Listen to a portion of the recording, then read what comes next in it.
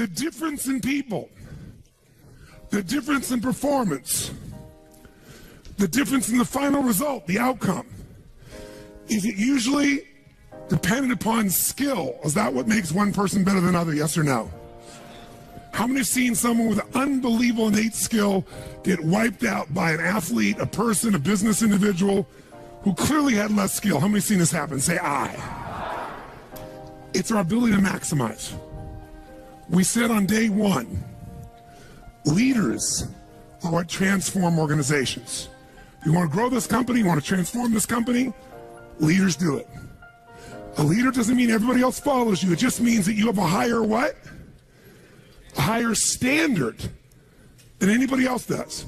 What'll make you the leader is when you have a higher expectation, not of other people. Anybody can do that. Of whom? Of yourself.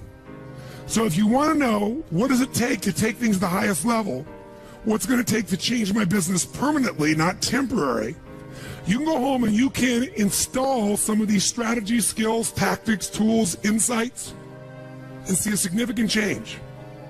But if that change is going to be a lasting company of value that keeps growing, then the things you've learned here have to become the standard for your organization, not something you did for a period of time. Whenever you look at somebody and say, why are they more successful than anybody else? It's always because of step one, they've raised their standard. If you go back home and you want to change your life in any way, personally, professionally, or your company, as boring as it sounds, as stupid as it sounds, you might say, I spent all this time, this energy, this money, and you're going to tell me to raise my standards? Yes. Because even though that's not sexy, it is the only thing that creates lasting change. You can go on a diet and you can lose weight, but what will that person eventually do? They'll go where? Back, unless they raise their standard. Now that sounds so trite and stupid and positive thinky or old school, but the truth is it's the truth. So maybe I can language it in a way that's more compelling to you or more simple. What does it mean when we say raise our standards? It means you turn your shoulds into musts. The difference in people is that they turn their shoulds into musts. The things that you used to say I should do, you do your shoulds when it's convenient, when it's comfortable, when it goes your way. But when something is a must, not to other people, but a must to you, do you find the way to get it done, yes or no? Yes. So the difference in people is what's their must, or another word for that is what's their standard. Every person in this room right now, our bodies are a reflection of our physical standards. They are not a reflection of our desires. Most people have a desire for more energy or a better body or a stronger body or a more fit body. We don't get our goals, we get our musts. The ones that are the musts become how you are. And guess what? It shows up in your rituals. When it's a must, you have different rituals, different things you do consistently when you must have your body a certain way than you should or you'd like to or you ought to. How many follow what I'm talking about here? Say aye. So whether we want it or not, the only way to change your body long term is change what the must is for you. Now, I'm not telling you what it should be. Who the hell am I? I'm just saying maybe it's time for you to take a look. Because many times you set the standard a long time ago, or you lost the standard completely because most of us base our standards by our environment. Who you spend time with is who you tend to become. So if everybody around you is gaining a little weight, or everybody around you is, constantly tired, after a while, even if you had high energy, you don't want to make fun of them or tease them or make them feel bad. So gradually, subconsciously, you lower your own standard just a little bit. And that little bit is that old metaphor, overused but true. You take a frog and put him in boiling water, what's it going to do? Jump right out. But if you put him in and turn the water up real slowly, over time, it'll boil to death. That's most people's lives, isn't it? It's usually because you haven't remembered the power of who you spend time with. Who you spend time with is who you become. So one of the things that's great about this 5 days is you found people from all over the world who are all absolutely committed to go day and night, night and day, literally, sometimes with food, sometimes without, but whose standard was, I am here to maximize who I am, what I'm about, what I'm going to take home, what I'm going to create. That raises your game. Remember, play against somebody you're better than, your skills are going to go down. Play against someone better than you, just to stay on the court, the game has to go up. Want to change your life? Raise your standard. Want to raise your standard the most? Get around where it's better. Surround yourself with people playing the game much higher than you are. So just to be around them, your game has to rise. That's part of what we try to do. When we come into a company, we create that by raising the standard amongst them. Or you got to do it by yourself, but you got to do it. How many agree with me on this? Say aye. And it starts with whom? It starts with us. So raise the standard. I remember when I met Michael Jordan for the first time, and it was while he was still with the Bulls.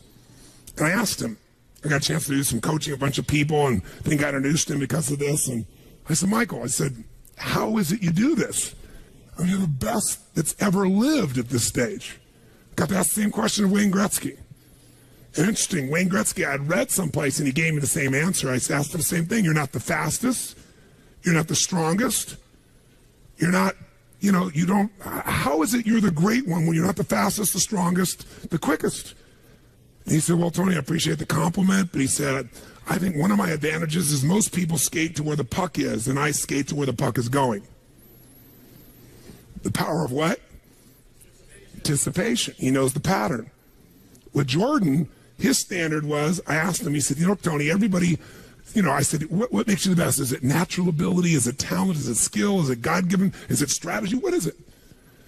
He said, Tony, I think I can say this to you without it sounding like hyperbole. He said, I have got unbelievable natural skills. But he said, study my history and you'll know why I am who I am. I did not make the high school varsity team when I was a sophomore in school. High school, I got cut. He said, I had a lot of natural talent, but the greatest gift of my life was a coach who said, you're not on the team. And I looked at him and I laughed at him. I said, you got to put me on the team. I'm the most talented guy out there. He said, no, you're not. He said, you have a lot of natural talent, but you have no heart, no absolute commitment, no real drive. You're not on my team. And it just crushed him. And finally he negotiated and he said, look, you want to be on my team next year? Simple. Meet me every morning before school for a one-on-one practice, and I'll take this raw talent and I'll teach you discipline. I'll show you how to raise your standard. And if you show up the whole year, I'll guarantee you a spot next year. And if you don't, probably the same outcome's going to happen when you try out next year. He couldn't believe it. And guess what? Most people don't know. Michael Jordan got up every morning and drilled and drilled and drilled and didn't get to be on the team. And next year he was on the team, and he was not only good, he was great. Guess when his career exploded? When he lost again the championship to Detroit. And he was on the bus. He said he was crying in the back of the bus, physically crying, pissed off at all the other players that they hadn't done their job. And something inside of him snapped and realized, crying, whining, blaming everybody else is not the problem. I need to raise my... Because he realized that's what did it for him originally. And you know what he did that year? He lifted weights like never in his entire life. He decided he was going to dominate every person, every floor, every place, every spot in the country. He's going to be stronger than anybody. He practiced like he'd never practiced in his life. And oh, by the way, he won how many NBA championships? How many in a row? 3. Retired, came back and won how many in a row? 3. Never anybody in history would even dream of such a thing, especially after retirement. That's the power of raising your standard. But guess who he competes with? Michael told me one time, he goes, Tony, if I competed with other people, I wouldn't be who I am.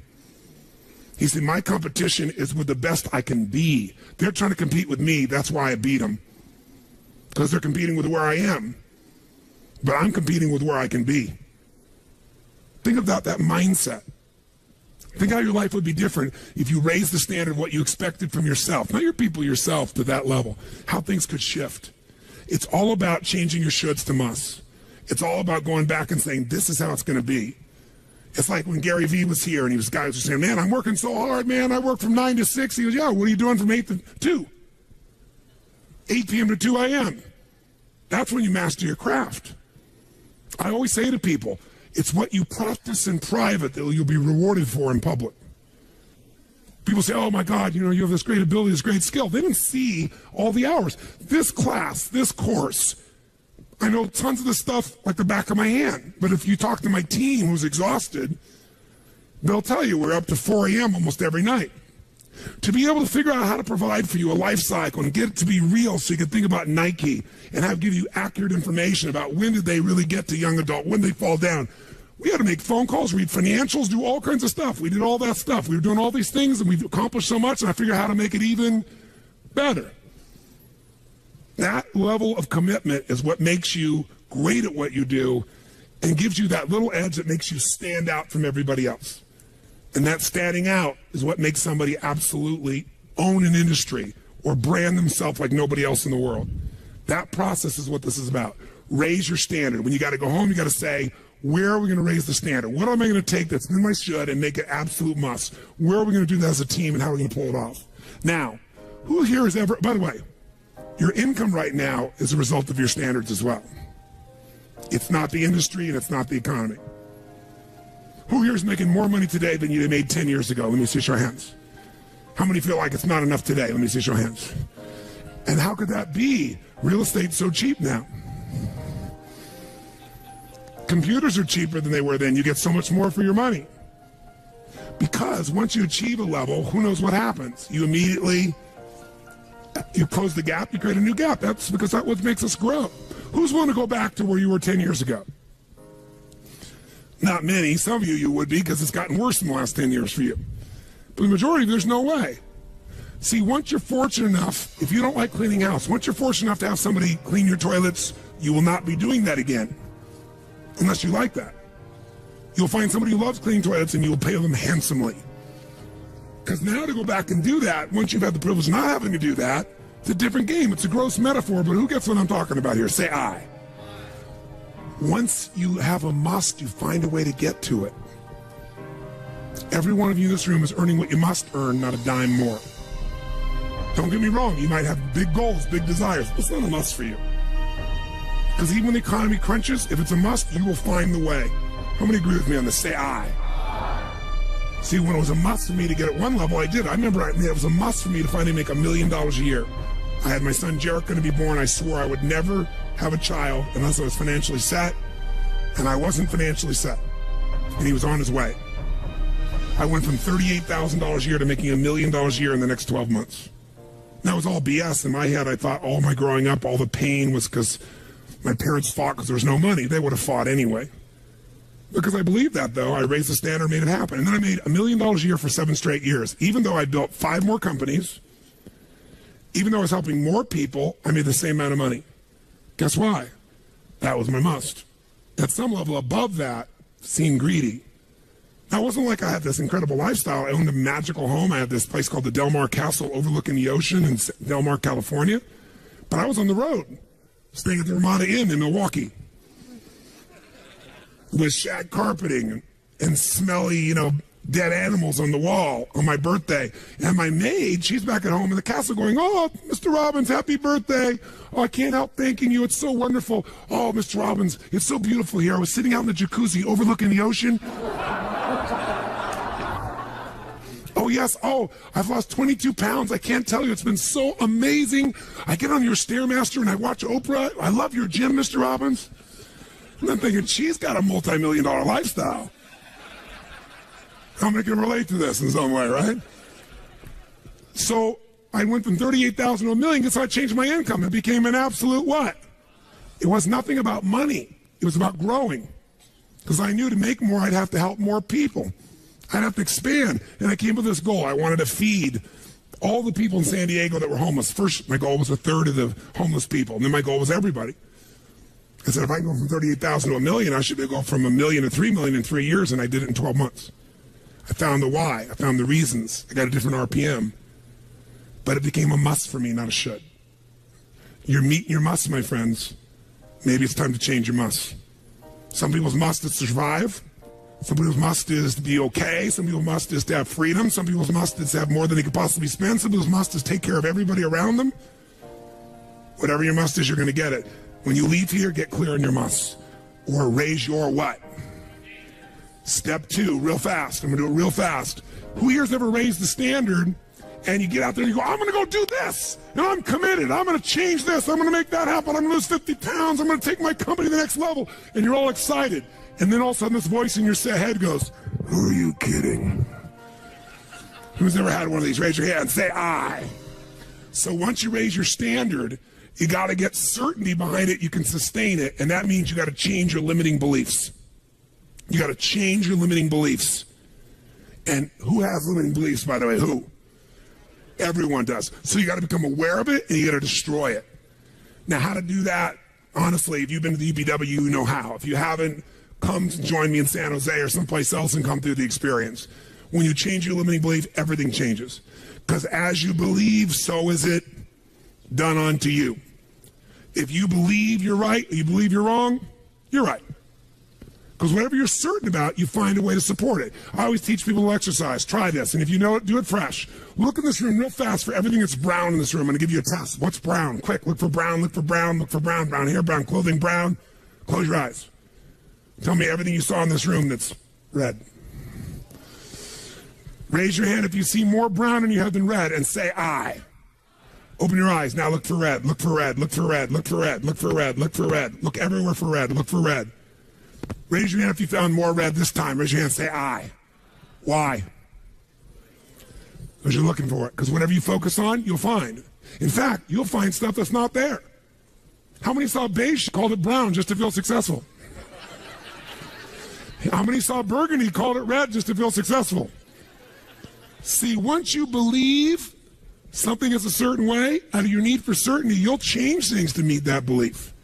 Let me show you in 2 seconds flat why the rich get richer and the poor get poorer. I call it the success cycle. Real fast. Draw yourself 4 squares, put them up on the screen here. You'll see, as I do this, take a quick look. You'll notice you've got the word potential up in the left-hand square. Up in the right-hand square is the word action. Bottom right is the word results. Bottom left is the word belief, or another word for that would be a sense of certainty. Potential, action, belief, results. And notice there's arrows in a clockwise fashion where they just keep feeding each other over and over and over again. So again, it's potential, action, results, belief, or another word for that would be certainty. Now, did you ever notice how rich people tend to get richer and poor people to get poorer? And I don't just mean rich in financial terms. I mean people that are rich emotionally. Do you ever notice how happy people tend to get happier? And depressed people tend to get more depressed? How many have found this to be true? Say I. It's because the power of momentum and what I'm about to show you. So let me show you something here. What's the potential of any human being? You tell me, quick. Unlimited. Do most people's results reflect that true potential? Yes or no? No way. Why? Because most people aren't taking enough what? But is it possible to take a lot of action and still get lousy results? What if you got a salesman that works for you and they walk out and they knock on 100 doors and they say, you wouldn't want to buy anything from me, would you? Or they don't say that verbally, but they say it non-verbally. Is that going to affect their results? Yes or no? So it's not enough even to take enough action, because when we believe it's not going to work or we're uncertain, does that affect how much of our potential we tap? Yes or no? See, if you don't think it's going to work, you're not going to put out a bunch of your energy when you think it's going to fail. And by the way, when you're not sure, you tap little potential. Do you take little or a lot of action? When you're not sure, when you think it's not going to work, do you take massive action or little action? Now, when you take little potential with little action, what kind of results do you get? Little lousy results. And when you get lousy results, what does that do to your belief? You go, see, I told you it wasn't going to work. Told you it was a waste of time. And then, by the way, when you have less belief, how much more potential do you take? More or less? If it's possible, you tap less potential, more or less action. Less. And what happens to your results? They get even what? And now they got worse results. What's that do to your belief? And by the way, now you see the current economy. Isn't it true? Everybody out there is going, oh my God, the results are so bad, it's going to get worse in the future, so I better pull in my horns, there's less potential, so I'm not going to push as hard. I'm not going to take much action. Oh my God, I'm getting lousy results with little potential action. Oh my God, it's going to get worse. That's what creates a recession, depression, whatever you want to call it. How do you change that? By the way, can it work the opposite direction? What would happen if something inside you gave you so much certainty inside of you that you felt absolutely certain that recession was your friend, that the worst economy for you was the greatest time on earth, and all you had to do is manage your state and apply your fundamentals and immerse, stay coached so you don't get off target, keep taking action, and you can own your business and you go to other people's businesses. How many believe that, by the way? Now say aye. When you have that kind of certainty, are you going to use more of your potential when you go home or less? Which one, my friends? Are you going to take less or more action? When you are certain and you use lots of your potential with massive action, what kind of results do you get? Massive action gets massive results. What kind of belief do you get now when you get better results? You go home, you use your core story. You go home and you take one of these techniques, you get a different response. You go home and you stimulate a new source of profit or income. You go home and you add a service. You go home and do anything. And it works. Your brain goes, yeah, it works. Now, by the way, at Home X, we went in there, thank God we went in there, because they took our stuff and it looked like it wasn't working. You remember that? Because some people there didn't want the change to happen. So we had to dig in and find out it was working. We knew you can't take action, you can't sow that seed and reap nothing. So we uncovered what was really going on. You're going to have to watch for the same thing, depending upon the size of your organization. But bottom line, when you get great results, belief gets stronger. Now you're totally certain. Are you going to use more or less potential, my friends? Which one? More. You're going to take even more what? Get an even greater what? Even more certainty. And now what happens to your business? Boom, boom, boom, boom, boom, boom, boom. And now you have a different momentum. And so your economy does not have to reflect the economy. You get to create your economy.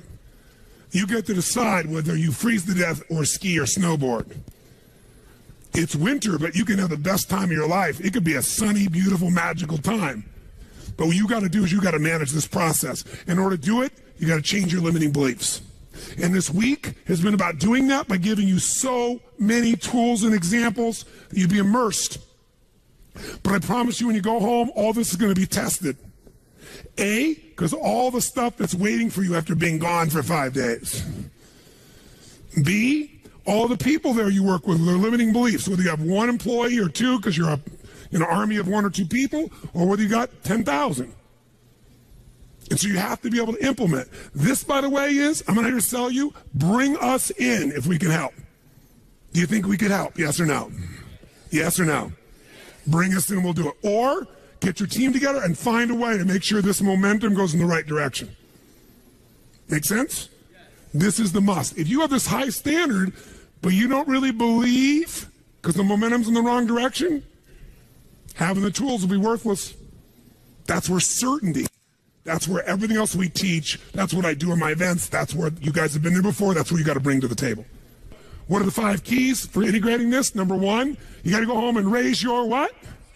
Come on, guys, raise your what? Which means turn your shoulds into. Step number 2, you got to go out and change your limiting what? Find anything that's limited you and destroy it. What's the fastest way to destroy it? You can do it very quickly by producing the results in your mind over and over again. Or, why do you think I get people to walk on fire? Because they think it's impossible. When they walk in this fire, mentally you might say, oh, I can do it. But when they get in front of that fire and it's 2,000 degrees burning hot coals, it gets their full attention. And suddenly they have a state change. And when you get yourself in a state where you can storm through fire, it's not about fire walking. The state you're in to get yourself to walk across fire is the metaphor for anything that used to stop you, the fire of your life.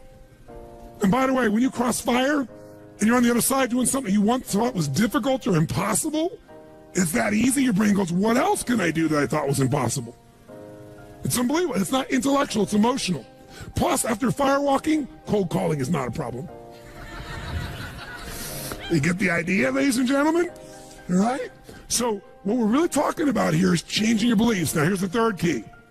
If you're going to get maximum results, you got to model what works. We brought you for 5 days and nights here, models of what works. Go back and get them. Now, here's where the challenge is. How many got tons to do in your normal list of things to do when you go home? How many got a lot to do? Say aye. How many have a lot of outcomes you got to go after? Say aye. How many have the same amount of time you had before? Say aye. So in your business, if you need something to get done, you get it done because it's an absolute what? Or you hire someone to get it done. Hire us, hire someone else, get somebody inside. But are these things you're going home with musts or shoulds? Which one? Do whatever it takes. You say, I don't have the money. You don't have the money not to. Forget us. Hire somebody as an individual who knows what they're doing and put them in there. Leverage yourself. The only way you're going to get the game bigger is by taking a little bit of what, my friends? Risk, but that means get yourself some resources. Be resourceful enough to get the resources. What's great about this? What is this opening? What is this creating? What's possible? What have I not seen? This is going to make me see. What have I learned from this? What can I learn from this? What am I willing to do to still have it the way I want it? That's the fourth step. You intensify, and you innovate. And then there's the final fifth step. And that fifth step's really simple, my friends. And that is step up and give. Step up and give more than anyone else could possibly expect. The ultimate transformation happens when you stop trying to get and you start to give. Whenever you're at your best, you're giving. I remember so vividly driving in my car, my Volkswagen Bug, and I was struggling, and I was 19 years old. I was driving on a freeway in San Gabriel Valley, the 210 freeway, I'll never forget. And it's midnight, and I'm frustrated. I felt like I tried everything. I had these big hits, like the one you just saw, and nothing was going my way, and I was frustrated. And I kept thinking, how come I'm not getting what I want? And all of a sudden, it just hit me on the freeway. I pulled over the side. It was almost midnight. No cars really around. Grabbed my journal and I wrote, and I still have the journal to this day from when I was 19 years old. Full page, and I wrote, the secret to living is giving. And I realized why I wasn't doing well. Because I all focused about what I wasn't getting. I was not focused on what I was not giving. And the whole game changed.